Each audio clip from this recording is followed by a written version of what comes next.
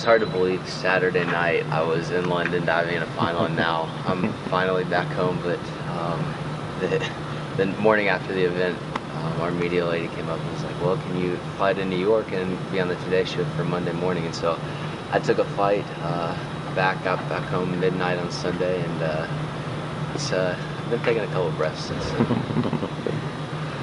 You just talk about the experience being first to just barely qualify, and then to end up with gold in the individual. Yeah, I don't think I would have written that story quite the same way, but you know, that event in preliminaries was definitely a difficult event. I think that was the highest scoring preliminary events in Olympic history, but you know, it wasn't a great event. I was 18th, right on the bubble, barely making it, and as much as I said I was relaxed, I wasn't. I was so tense going into it, and so I woke up the next morning, I was like, well, I can't do any worse than I did yesterday, so nowhere to go but up.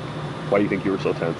I mean, there's a lot of different factors. There was, I mean, you're at the Olympic Games. There's pressure that I put on myself that probably wasn't needed. You know, there wasn't any expectations. The plan was to go one dive at a time, and so I got wrapped up in not doing that. And but it's crazy when you change your perspective the next day, taking it one dive at a time, and the results, I was at the top of the podium. So, for lack of a better term, the fact that you did so poorly on that first, that helped kind of down the road. The poor preliminary night transferred into a great next day, and it's crazy. At what moment did you realize that gold was a possibility?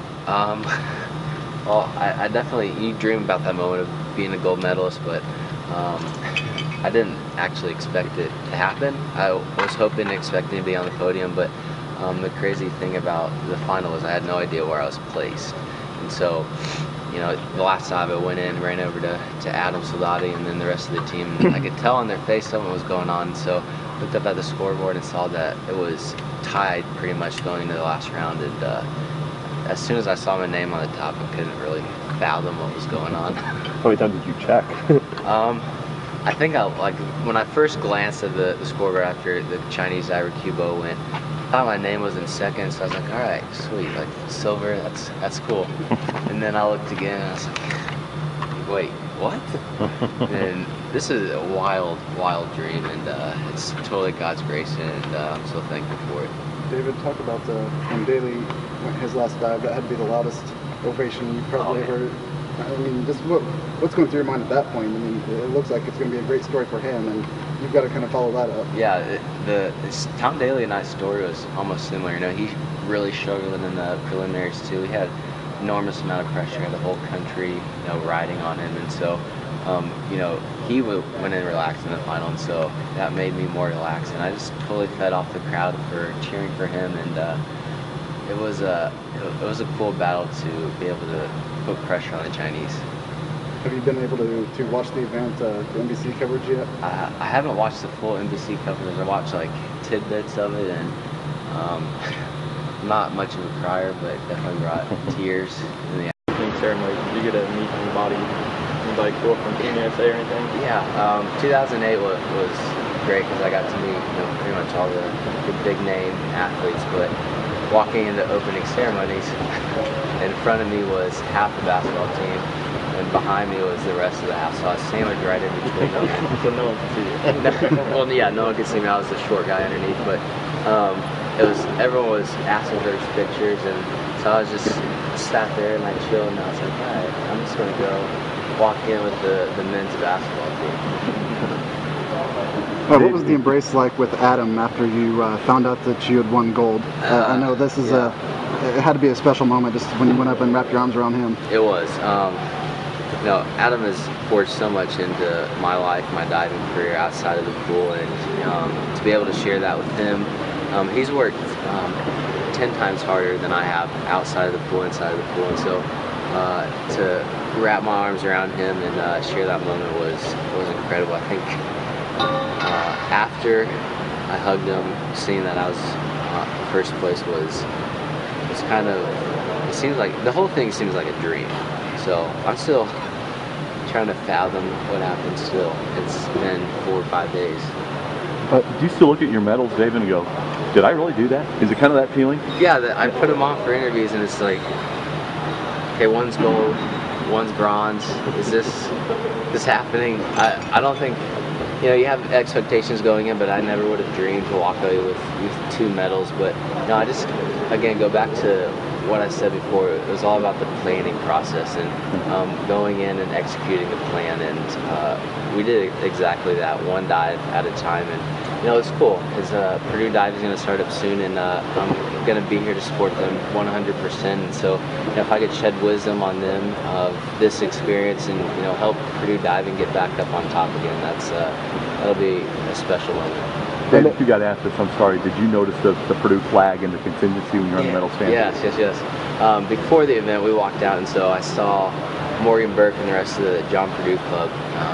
You know, they were behind me to the right, and that was awesome. But walking on the podium, I saw them and did a little boiler up pump. They were going crazy. My family was still left of me, not a dry eye, and everyone was hysterical there. I know one moment that got a lot of people was seeing you hug your mom. What did it mean for you to be able to share this with your folks, your sisters, your fiance? Yeah, again, the support.